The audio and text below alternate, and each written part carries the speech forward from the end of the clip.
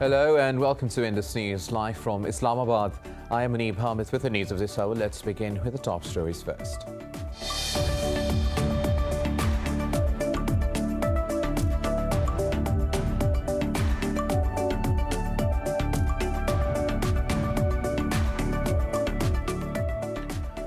Pakistan has again warned against civil war in Afghanistan after withdrawal of foreign forces. Speaking to reporters, Foreign Minister Shahmimud Qureshi said Pakistan will be affected by the renewed fighting in the war-torn neighbouring country. He added that some rogue elements want to disturb peace in Afghanistan and Pakistan.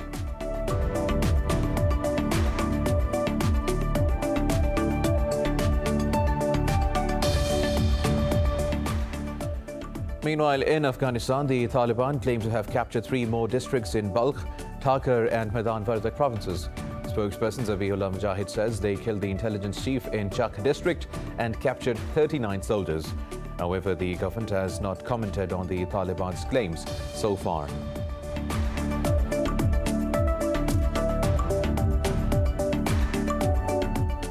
Iran says it will never hand over images from inside of some nuclear sites to UN nuclear watchdog. According to state media, the Speaker of Iran's parliament, Mohammad Bakir Kalabif, said a monitoring agreement has expired. The agreement continued the International Atomic Energy Agency's collection of data on some of Tehran's activities.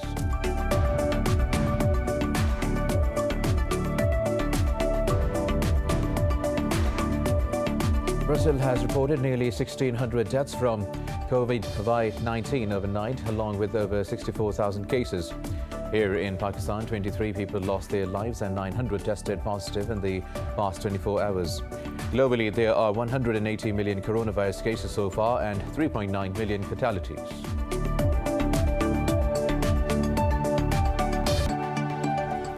Well, these were the top stories. News in detail after a short break. Stay tuned.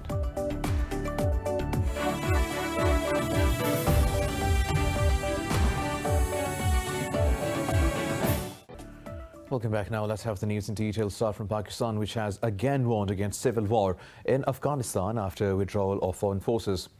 Foreign Minister Shahmimud Qureshi was speaking to reporters in Multan city. Qureshi said Pakistan will be affected by the renewed fighting in the war-torn neighbouring country. He added spoilers want to disturb peace in Afghanistan and Pakistan. The Foreign Minister continued to say that Pakistan cannot further afford hosting of Afghan refugees. On Financial Action Task Force's report on Pakistan, Qureshi said the country should have been encouraged for its positive steps.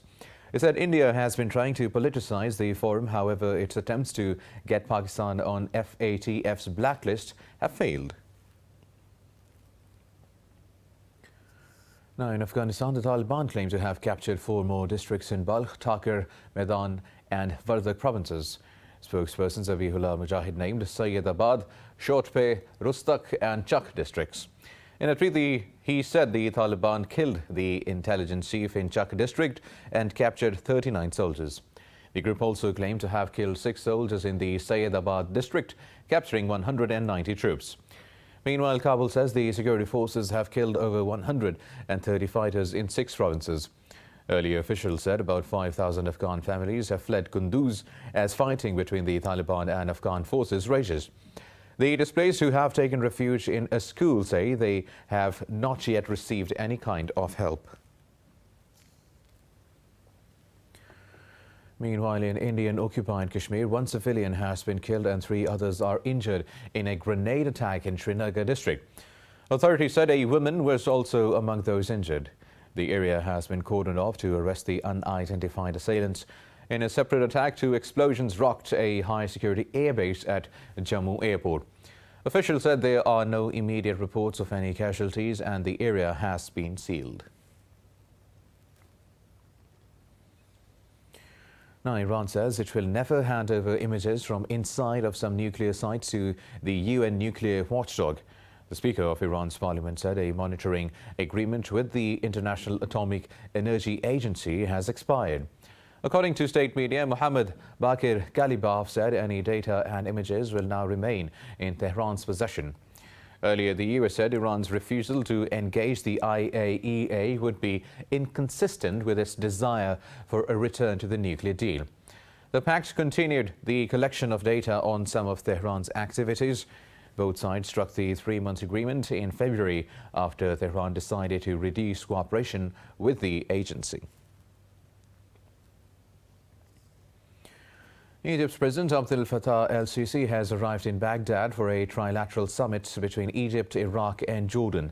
He is the first Egyptian leader to visit Iraq in nearly 3 decades. Upon his arrival, al-Sisi was received by his Iraqi counterpart, Barham Saleh, at Baghdad International Airport. During the meeting, the two leaders agreed to bolster bilateral relations, particularly in the wake of regional challenges. The trilateral summit marks the 4th round of talks between the 3 countries. It aims to strengthen economic, trade and investment cooperation and reinforce political consultation on regional issues. El-Sisi is also scheduled to meet the Iraqi Premier and Jordan's King Abdullah II on the sidelines of the summit. Now in Yemen, the Saudi-led coalition says it has destroyed 3 explosive-laden drones and 1 ballistic missile launched by the Houthi rebels.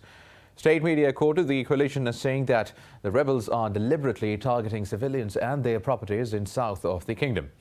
The attack comes days after the coalition downed 5 Houthi drones. The rebels have stepped up attempts to target civilian and economic objects despite mounting international condemnation, including from the OIC.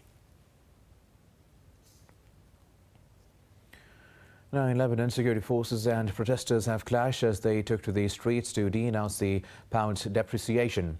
State media said the marchers tried to storm central bank offices in Tripoli and Sidon, but the army pushed them back. Reportedly, they also set the entrance of a government office on fire and tried to break into the houses of lawmakers. Meanwhile, gunshots were heard outside a lawmaker's house after the army tried to disperse the protesters. In Beirut, demonstrators burned tires to protest the dire living conditions. Earlier money changers said the Lebanese pound was trading at up to 17,500 in the black market.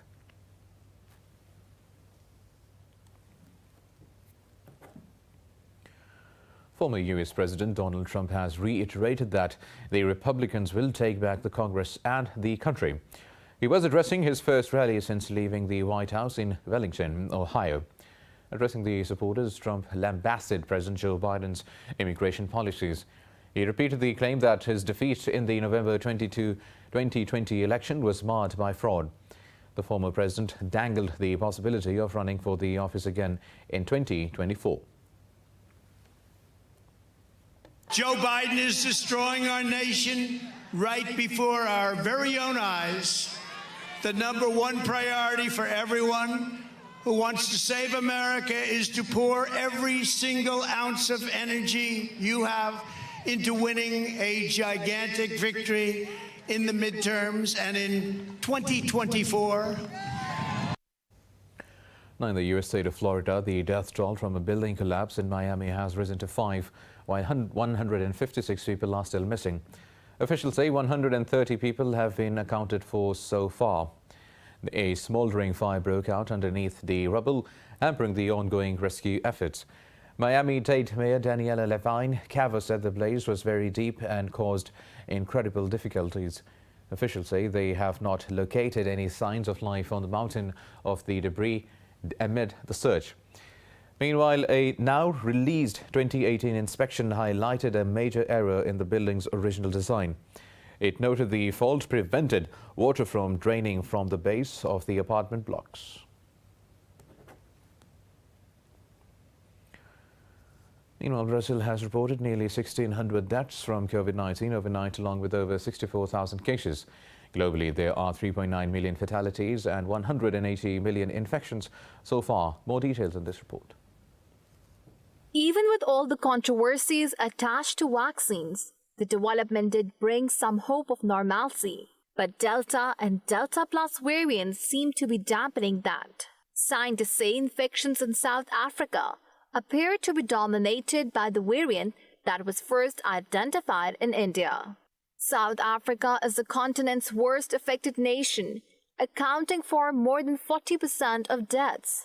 But the rollout of vaccines has been slow, with just 2.7 million administered so far out of a population of 60 million. Over in Portugal too, over 70% of infections in Lisbon are from the Delta. As the variant spreads in Europe, German Chancellor Angela Merkel said the EU needs a more unified approach to travel rules. We are concerned about the Delta variant. I'll lobby for a more coordinated approach, particularly about entries from regions where virus variants abound. We'll discuss vaccinations and our activities in Africa. Britain's Health Minister Matt Hancock has quit after he was caught breaking COVID-19 rules by embracing an aide in his office. Downing Street said former Finance Minister Sajid Javid will replace Hancock. Meanwhile, in vaccine news, Cuba is stepping up production and international contracts for its homegrown vaccine after strong efficacy reported for its Abdala jab. There are two advantages that the Cuban vaccines have in comparison to other vaccines being used. One is the issue of being kept cool because it can be stored between 2 to 8 degrees Celsius. So for countries where keeping vaccines cool is a problem, distribution is then different for millions of doses stored at between 2 to 8 degrees rather than it being kept at freezing temperatures. Of course, it's a great advantage. Another advantage is that they will be able to have a booster dose after.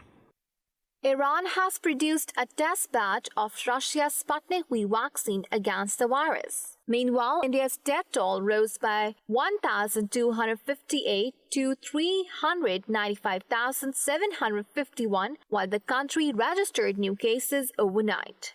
Down south in Australia, Sydney began a 2-week lockdown as Delta variant cases rose to 110 in the country's largest city, while an outbreak in the northern city of Darwin prompted a hard 2-day stay-at-home order.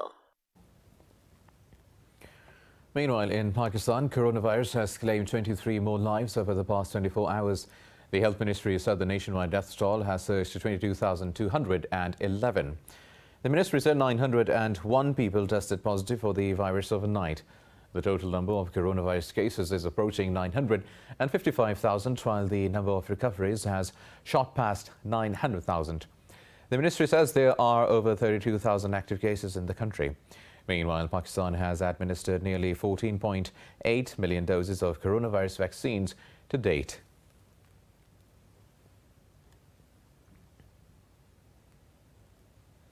Now, Colombia's police director has linked the rifle used in the attack on President Ivan Duque's helicopter to Venezuela.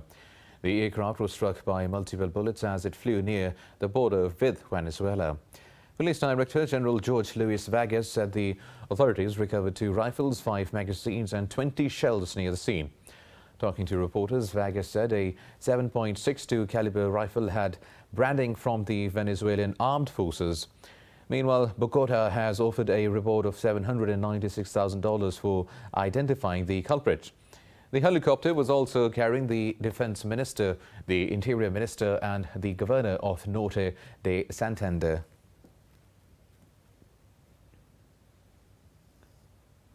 More news coming up after a short break. Stay with us.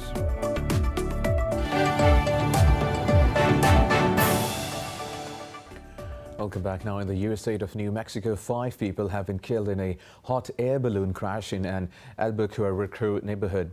Police said the pilot was among the dead. Officials said the balloon caught fire after being blown into power lines by the wind. The Federal Aviation Administration has launched a probe into the incident. France votes in the second round of regional elections after a record low turnout last week. The polls could shift the balance between political heavyweights vying for next year's presidential race.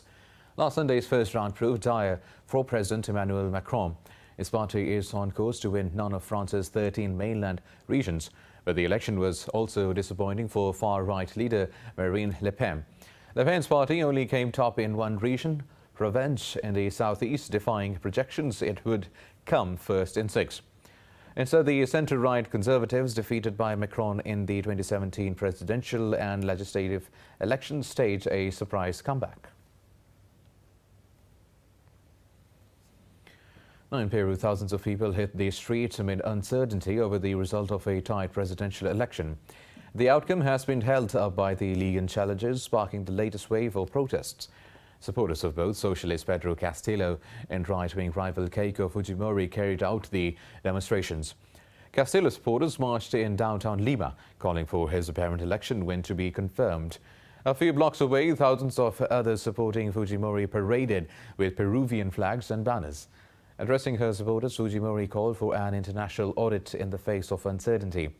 Castillo holds a slender 44,000 vote lead over Fujimori, who claims fraud with little evidence.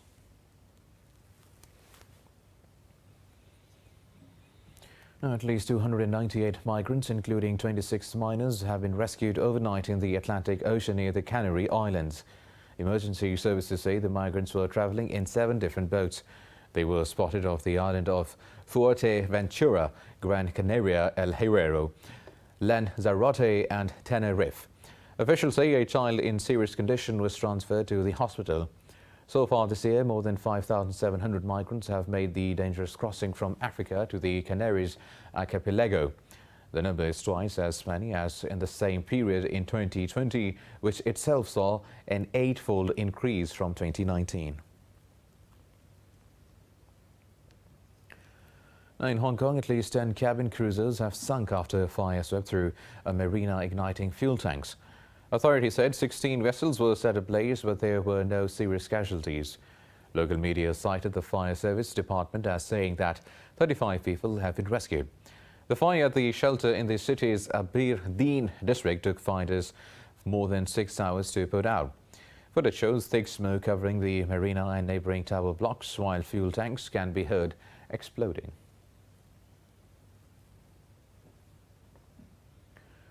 China's space agency has released videos and photos captured during the country's first Mars mission, Taiwan. The footage was captured by rover Zhurong, which arrived in orbit around Mars in February. This is the first time that videos of the rover's movements on the Mars have been seen. The mission was launched on July 23rd in 2020 and so far has been in space for 338 days. The space mission comes as the Chinese Communist Party celebrates its 100th anniversary. China is only the second country after US to land and operate a rover on Mars.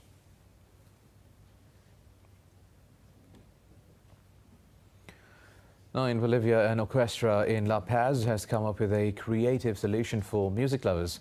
It is now offering unmanned balcony concerts for some respite from the pandemic. Let's find out in this report. Balconies have become the new performance space for Bolivia's National Symphony Orchestra after the COVID-19 pandemic forced the closure of concert halls. Passers-by were delighted by the impromptu symphony in La Paz.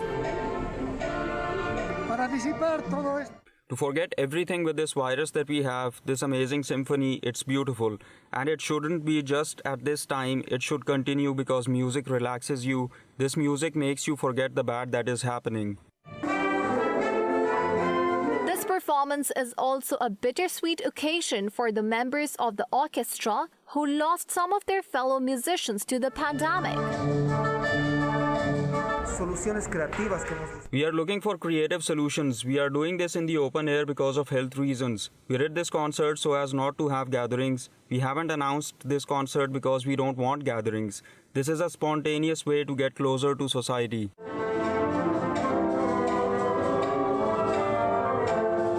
Bolivia's National Symphony Orchestra does not yet have a return date to live performances in concert halls. Until then, residents of La Paz can look forward to these impromptu balcony performances.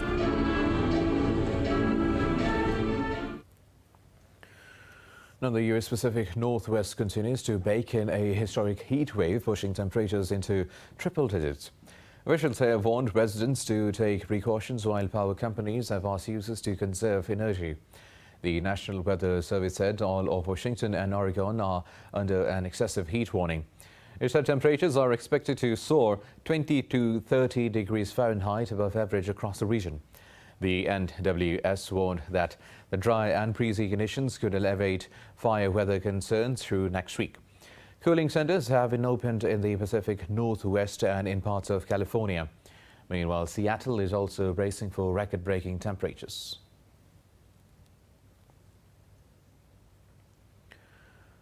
Now, in the Peloponnesian Attica regions of Greece, the temperatures has crossed 40 degrees Celsius as a warm air mass from North Africa sweeps the country. According to weather experts, the country has witnessed 4 hot days in June since 2007 as a result of global warming. The country's Met Department has issued 3 alerts for high temperatures since June 21st. It has also urged elderly people, children and those with underlying diseases to avoid direct sunlight. Athens' highest peak mountain, Mount Pernita, can barely be seen due to sand and dust that followed the heat wave. However, experts say the temperature is likely to cool down by 2 to 3 degrees on Monday.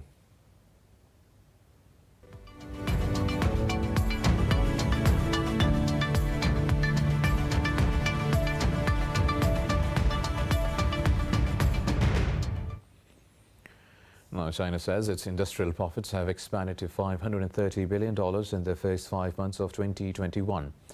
According to the National Bureau of Statistics, the profit grew 83% from the same period a year earlier. It said May's profit rose 36.4% from a year earlier to $128.58 billion. Accessing to NBS, it was a slowdown from the 57% surge reported in April. Officials cite high commodity prices as the reason for the decline.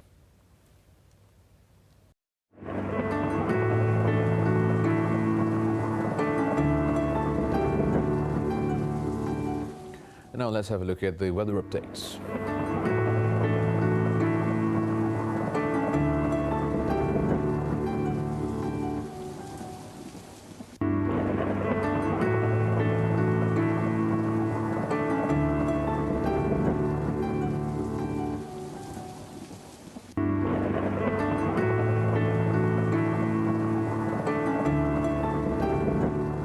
Well, that's all for now. For the latest updates, you can follow us on social media at Indus.News.